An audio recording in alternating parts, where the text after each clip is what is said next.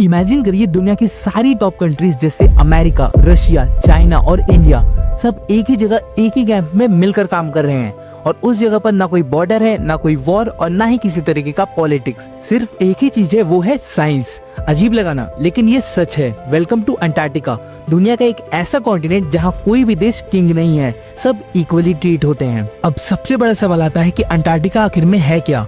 ये है दुनिया का सबसे कोल्डेस्ट, आइसोलेटेड और मिस्टीरियस कॉन्टिनेंट जो कि साउथ पोल के बिल्कुल नीचे है। ये इतना बड़ा है कि इंडिया से 4 गुना ज्यादा एरिया कवर करता है, लेकिन यहाँ पे किसी भी तरीके का पॉपुलेशन नहीं है। यहाँ पर ना कोई कंट्री रूल कर सकती है, ना कोई आर्मी बेस बना सकती है और माइनिंग तो बिल्कुल अलाउड नहीं है। लेकिन ये सब पॉसिबल हुआ कैसे? इसका जवाब है अंटार्कटिका ट्रीटी ऑफ 1959। इस ट्रीटी के अंदर 12 कंट्रीज ने ये डिसाइड किया था कि ये कॉन्टिनेंट किसी का नहीं होगा। यहाँ पे सिर्फ साइंस से रिलेटेड चीज का रिसर्च किया जाएगा। आज 50 से भी ज्यादा कंट्रीज इस एग्रीमेंट का हिस्सा हैं, जो एक साथ एक ही लैब में मिलकर रिसर्च करते हैं। अपना इंडिया भी अंटार्कटिका में काफी एक्टिव है। इंडिया ने अपना पहला बेस बनाया था 1983 में, जिसका नाम था मैत्री।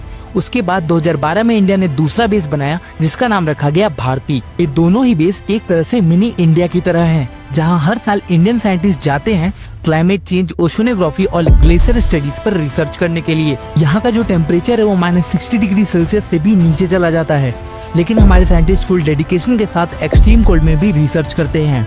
अंटार्कटिका के कुछ हिस्सों पर यूके, ऑस्ट्रेलिया, अर्जेंटीना जैसे देश क्लेम करते हैं, लेकिन ट्रीटी के मुताबिक कोई भी क्लेम वैलिड नहीं है। इस कॉन्टिनेंट में बस एक ही चीज चलती है, वो है global piece and scientific collaboration. Imagine करिए दुनिया की 50 से भी ज्यादा कंट्रीज यहाँ एक ही बिल्डिंग में एक ही लैब में रिसर्च करते हैं, और वो भी बिना किसी झगड़े के। अंटार्कटिका का एक और शॉकिंग पार्ट है कि पूरे अंटार्कटिका में सिर्फ एक हॉस्पिटल, एक बार और एक ही एटीएम है। अंटार्कटिका में रहने का मतलब है जिंदगी का टेस्ट देना। यहाँ कोई शॉपिंग नहीं, कोई डेटिंग नहीं, सिर्फ साइंस और सर्वाइवल। यहाँ पर कुछ स्ट्रिक्ट रूल्स भी हैं। जो भी वेस्ट आप क्रिएट करते हो उसका रिकॉर्ड मेंटेन होता है।